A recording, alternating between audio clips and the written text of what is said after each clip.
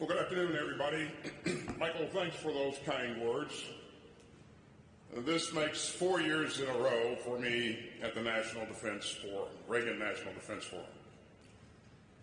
And it's great to receive this award alongside Leader McConnell, who believes so deeply in President Reagan's legacy and who has done so much for a free Ukraine. The department has once again sent a superb delegation here this year, including members of the Joint Chiefs, combatant commanders, and other senior leaders. So let's give these outstanding public servants a round of applause.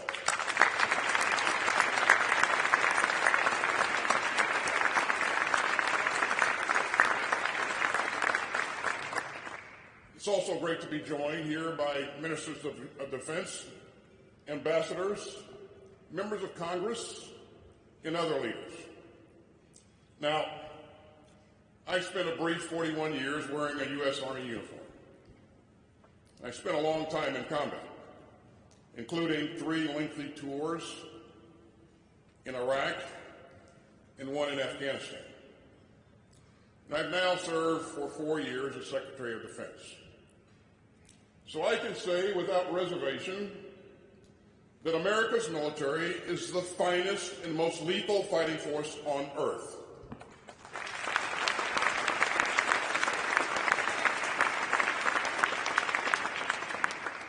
Our mission is blunt. The U.S. military exists to fight and win America's wars. Now, wise leaders will always try to deter conflict, but if we are forced to defend ourselves, we will fight and we will win.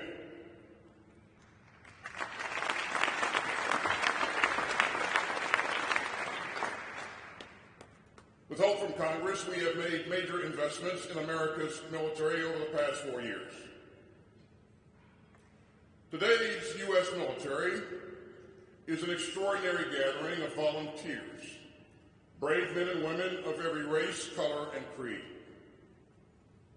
America's greatest strategic asset has always been the talents of the American people. And we are stronger when we welcome every qualified patriot who is eager to serve. That's not just a matter of national principle, it's a matter of national security. The U.S. military is about excellence and merit. Our promotion process is ruthless by necessity and by design. We do not lower our standards, and those who want to join us must raise their game. You see, we take good people and we make them even better. It is our sacred duty to do right by our troops and by the families who serve right alongside them. Now, American democracy is not a sprint, but a relay race. And we are preparing to pass the baton yet again. And I am proud of the progress made by American leadership. The state of America's defenses is strong. You know, 4 years ago, America faced a moment of great challenge. The world was reeling from the COVID-19 pandemic, and our allies and partners feared that America had lost its way, and America's rivals and foes had hoped that it had. Yet President Biden followed in the bipartisan tradition of U.S. global leadership. And America and the Department of Defense are far stronger and better postured for the challenges of the 21st century. We invested heavily in our military.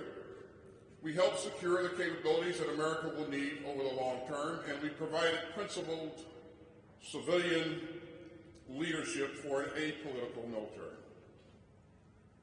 With bipartisan support from Congress, we are set to increase our defense spending in fiscal year 2025 by more than $100 billion compared to the 2021 projections. And the most recent National Defense Authorization Act supports an historic $841 billion in funding for the department.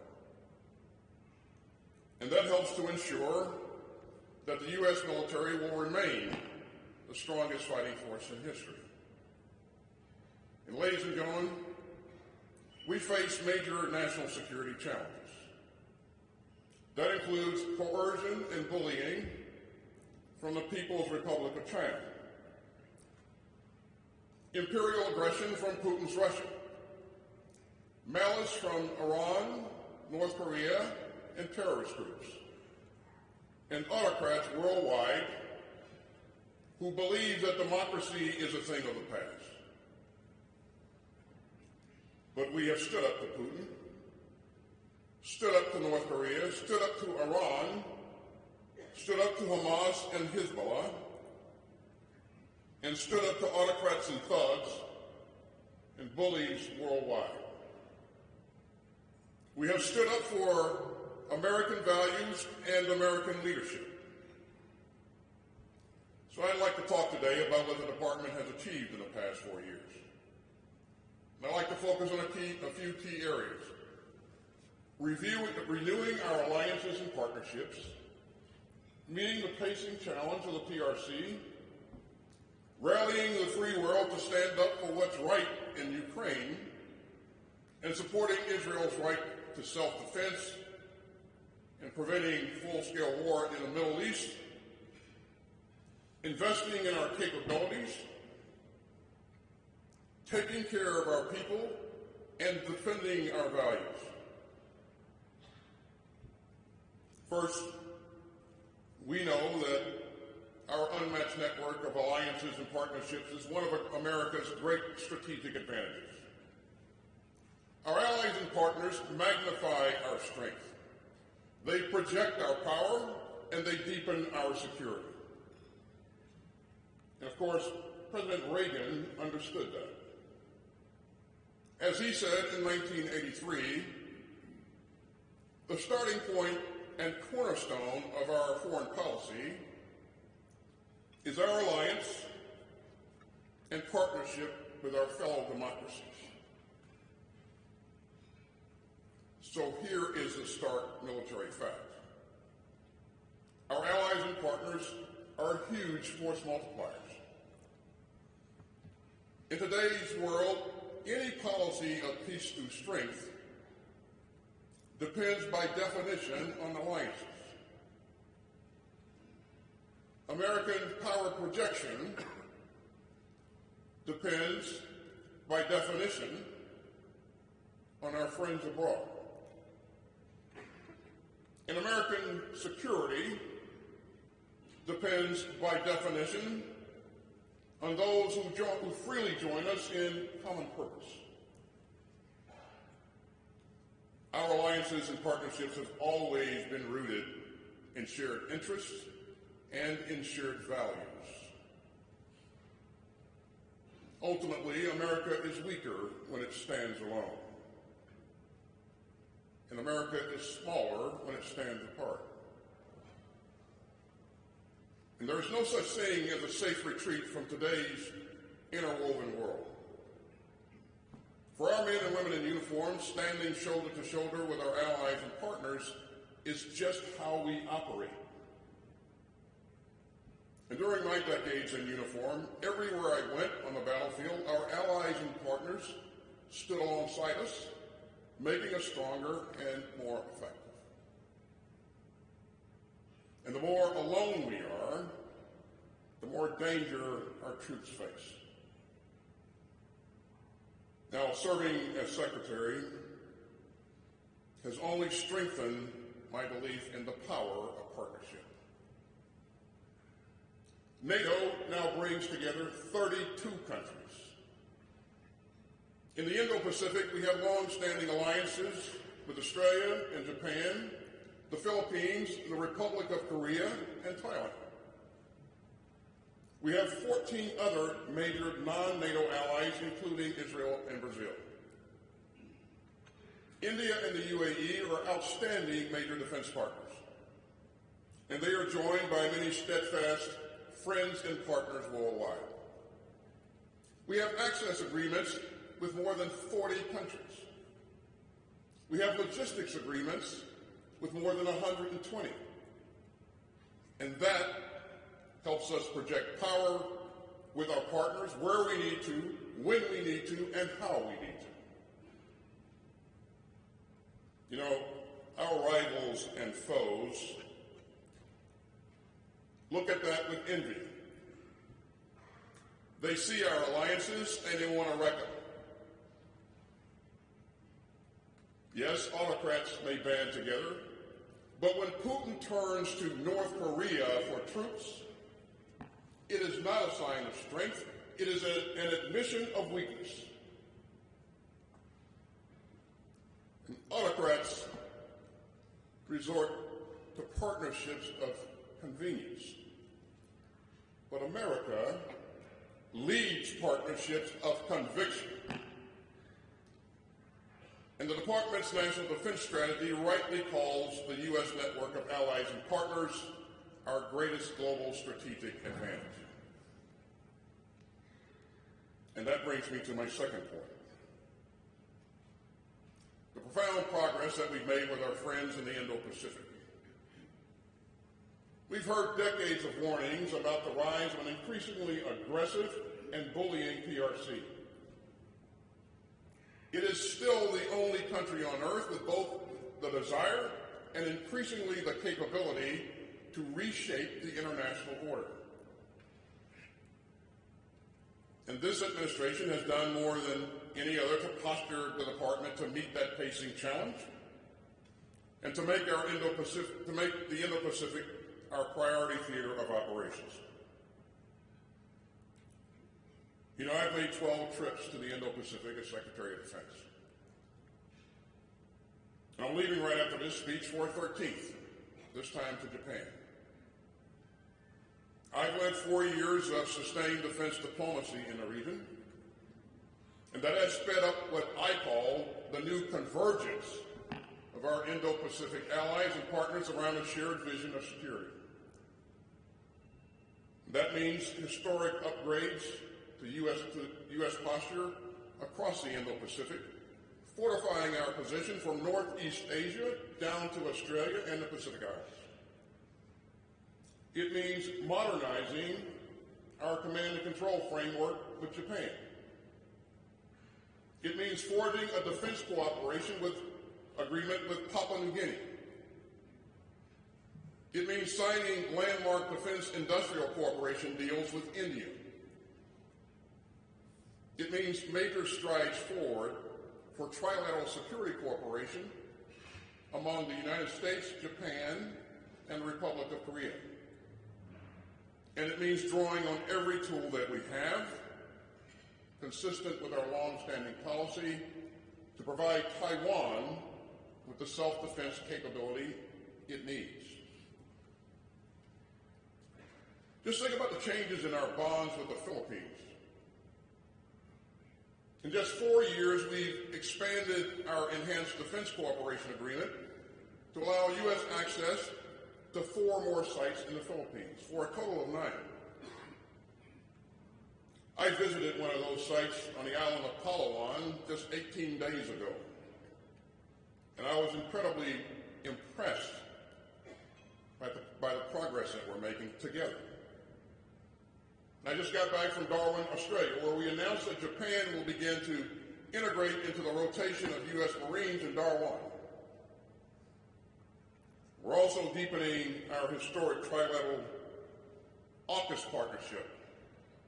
It will provide Australia with a conventionally armed, nuclear-powered submarine capability. And that's a generational capability. And meanwhile, AUKUS will bring even more cutting-edge tech to our warfighters. In the Indo-Pacific, we produce steady progress driven by a strategic vision. But that hasn't stopped us from tackling other major challenges. In February 2022, the world was jolted by Putin's all-out invasion of Ukraine.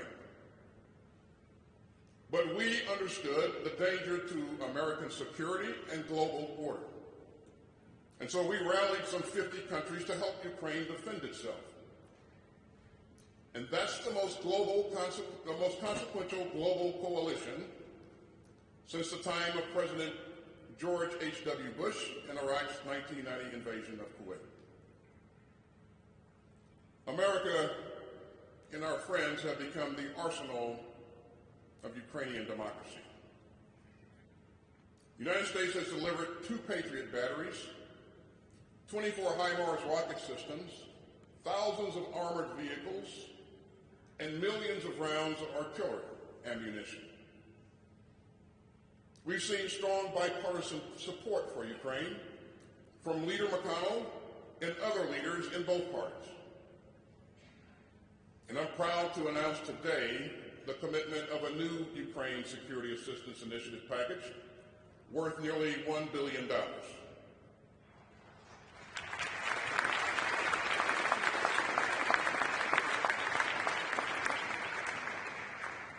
Now that package will provide Ukraine with more drones, more rockets for its HIMARS systems, and more support for crucial maintenance and sustainment. And that brings the total of U.S. security assistance committed to Ukraine since February 2022 to more than $62 billion. The engine of our efforts has been the Ukraine Defense Contact Group, which first met in April 2022 at Ramstein Air Base in Germany. Now, the contact group has helped ensure that Ukraine has what it needs to defend itself and to forge a future force to deter more Russian aggression. And I have convened the contact group 24 times now. Its other members have committed more than $57 billion in direct security support, security assistance to Ukraine. And as a percentage of GDP, more than a dozen contact group members now provide more security assistance to Ukraine than the United States does. And together we have helped Ukraine survive an all-out assault by the largest military in Europe. And meanwhile, Russia has paid a staggering price for Putin's folly. Russia has suffered at least 700,000 casualties since February 2022. It squandered more than $200 billion. In recent months, Russia has taken as many as 1,000 casualties a day. And Russia's losses in just the first year of Putin's war of choice seem to have been more than Moscow's losses in all of its conflicts since World War II combined. And under the specter of Putin's aggression, we have led a stronger, larger, and more united NATO. We've avoided a nuclear confrontation with Russia. We've reinforced NATO's eastern flank. We've deterred further Russian aggression. And we've underscored our solemn commitment to Article 5 of the North Atlantic Treaty. We've welcomed Sweden and Finland to the greatest defensive alliance in history. And we continue to be crystal clear that Putin's war was not the result of NATO enlargement, but the cause of NATO enlargement. In recent years have also brought an historic increase in annual defense spending across NATO by almost $80 billion. And all NATO allies agreed in 2006 to spend at least 2% of their GDP on defense. In 2014, only 3 allies hit that target. In 2021, only 6 allies did so. But this year, a record 23 NATO allies are meeting that goal.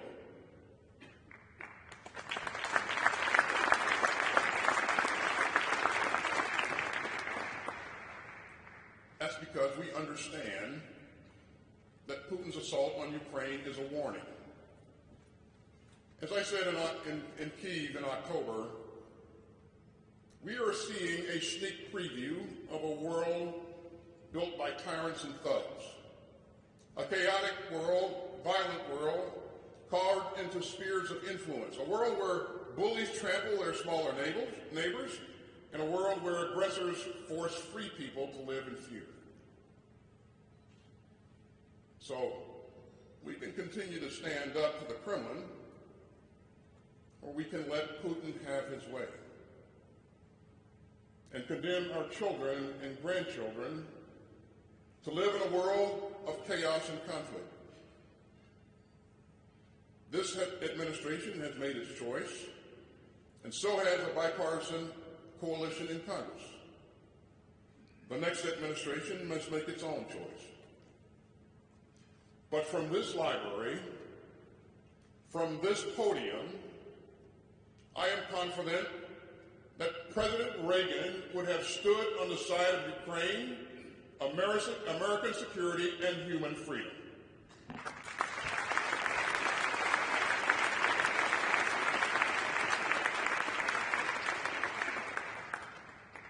That brings me to my next key area, the Middle East.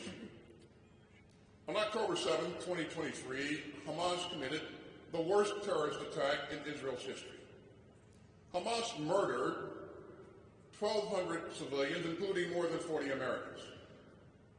It also kidnapped 251 hostages, including 12 Americans. It was the bloodiest day in Jewish history since the end of the Holocaust. I flew to Israel just 6 days afterwards, and I was the first visit. It was the first visit by a Secretary of Defense to Israel during wartime in more than 40 years. And I made it crystal clear that America's commitment to Israel's security is ironclad. And we have worked to support Israel to ensure that Hamas can never again commit atrocities like October 7th.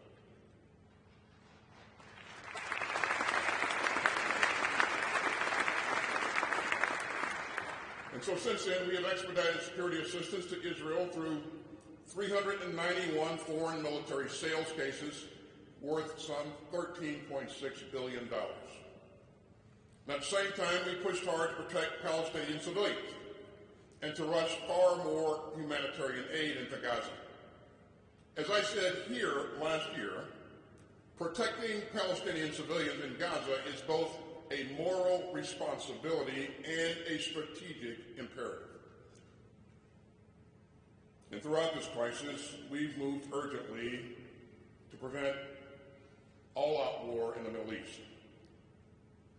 And right after October 7th, we sent a strong message of deterrence to Iran and its proxies.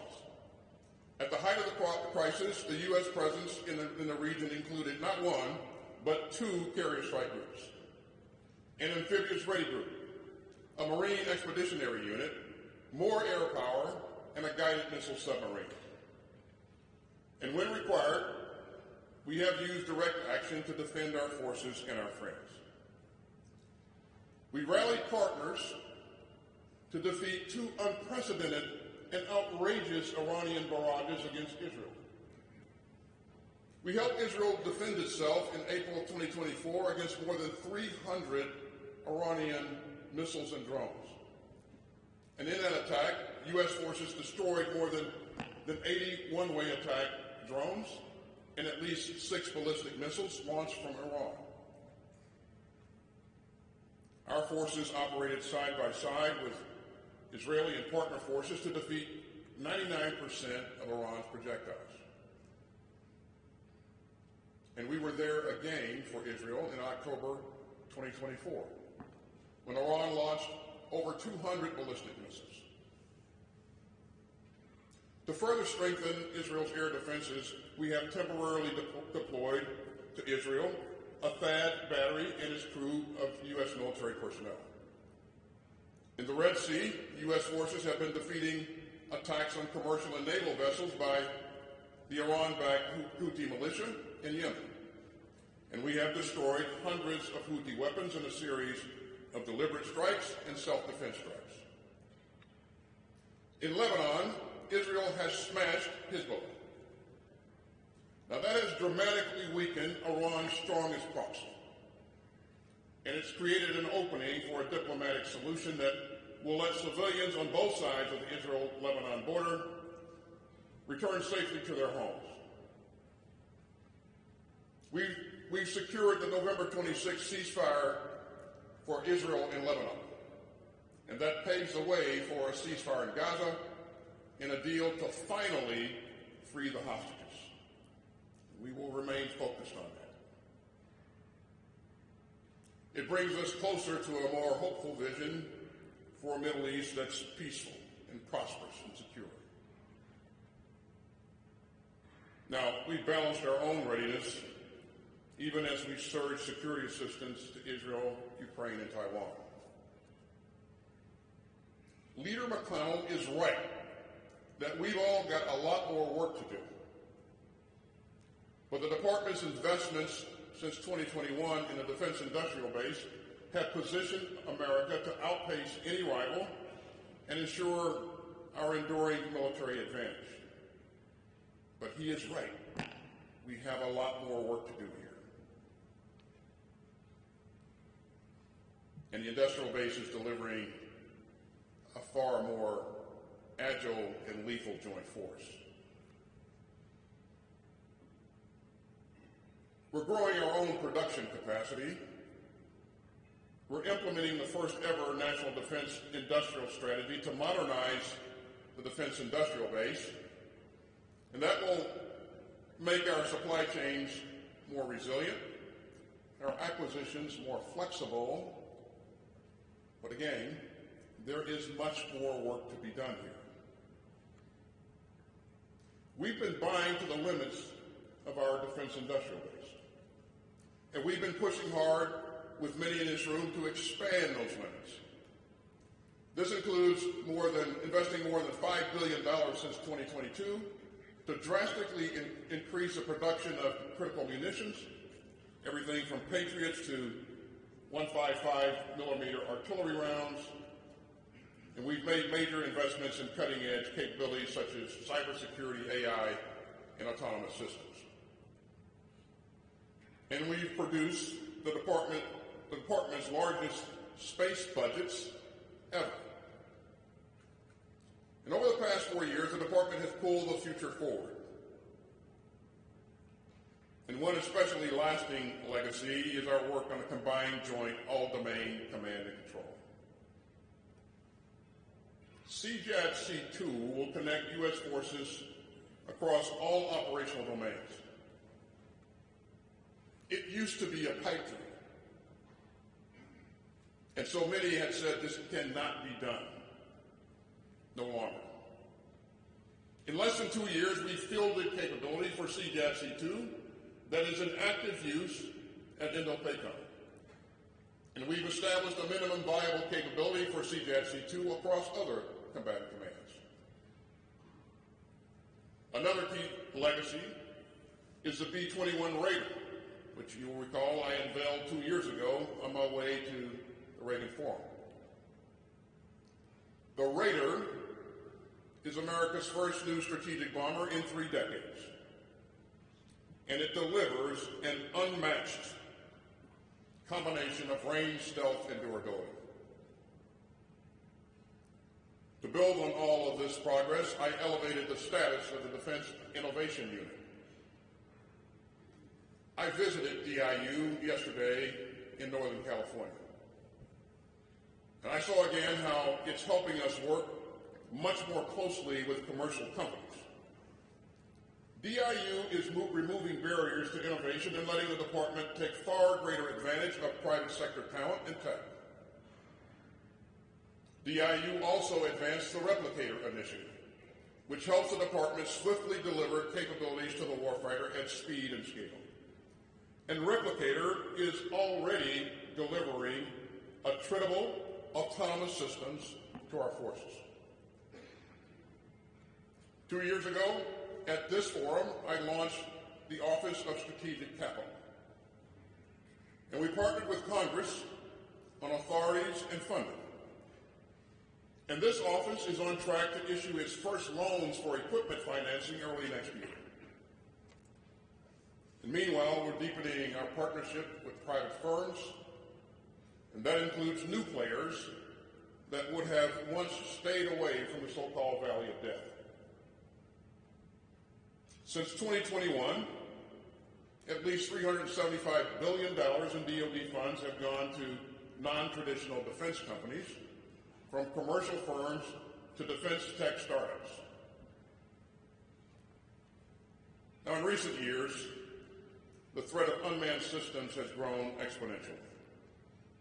These systems are cheap, easy to use, and evolving at breakneck speed. And less capable foes are using them to threaten our troops, our bases, and our interests. And these systems have been front and center in both Ukraine and the Middle East. This threat will only grow. And so yesterday at DIU, we unveiled a department-wide strategy to counter unmanned systems. And this roadmap will help to ensure that our joint force can fight and win in an environment increasingly dominated by unmanned systems. I am proud that we mobilized the entire department to tackle this urgent challenge and to remain masters of the changing character of warfare. And that brings me to my sixth key area, and that's doing right by our all-volunteer force and our veterans and their families. So we've taken concrete steps to take the best possible care of our people and their families.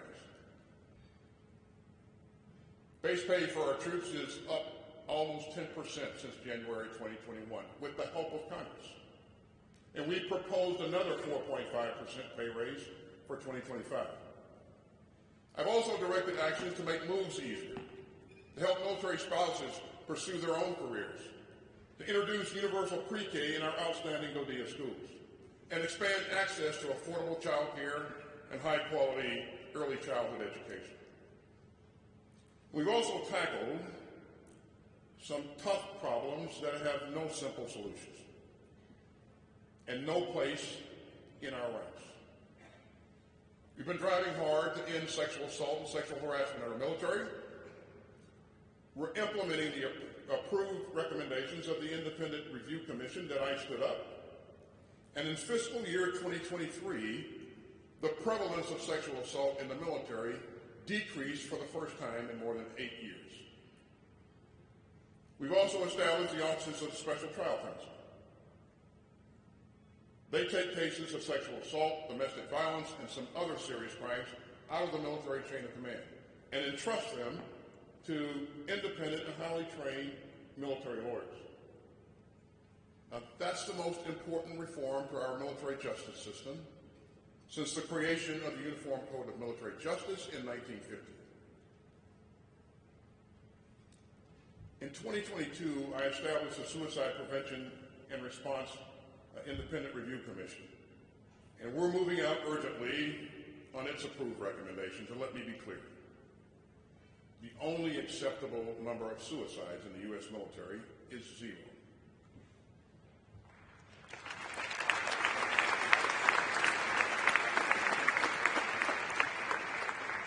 Now, I took office amid major headwinds in the recruiting environment, including a competitive job market and the aftermath of the pandemic. But we focused on a renewed call to service and on bending the curve, and we turned around the recruiting picture in 2024. And I'm very proud that the department has kept up the high levels of retention throughout all the services. Finally, in everything that we do, American values matter. Each soldier, sailor, airman, Marine, and Guardian swears to defend our country and our Constitution. We protect not just the American people, but also the American idea. That is what we do, and that is who we are.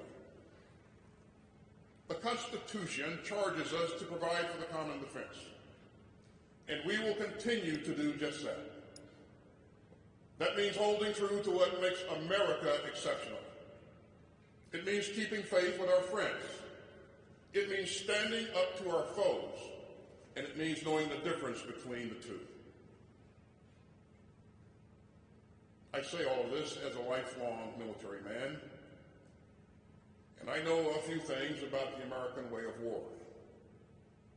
And over my decades of service to America, I have deepened some core beliefs. They are battle-tested, and they are tempered by decades in uniform, and they are forged by years at war. So what do I believe? I believe this: peace is not self-executing. Order does not preserve itself. And security does not flower on its own. The world built by American leadership can only be maintained by American leadership. As President Biden has said, American leadership is what holds the world together. And from Russia to China, from Hamas to Iran, our rivals and foes want to divide and weaken the United States and to split us off from our allies and partners. So at this hinge in history, America must not waver. American leadership rallies our allies and partners to uphold our shared security. And it inspires ordinary people around the world to work together toward a brighter future. But the troubles of our times will only grow worse without strong and steady American leadership to defend the rules-based international order that keeps us all safe. And if we forfeit our position of responsibility, our rivals and foes will be glad to fill the vacuum. Those beliefs were true when I said those exact words from this podium last year. They are true today, and they will be true tomorrow. Of course, there is far more work to be done. But as this year and this administration draws to a close, America is positioned to stand strong. Our alliances have been renewed and reinforced. Our recruiting trends point upward. Our investments in the future are vast, and our military reflects the full strength of the great democracy that it defends. So the baton will soon be passed, and others will decide the course ahead. And I hope that they will build on the strength that we have forged over the past 4 years. Thank you very much. May God continue to bless the United States of America.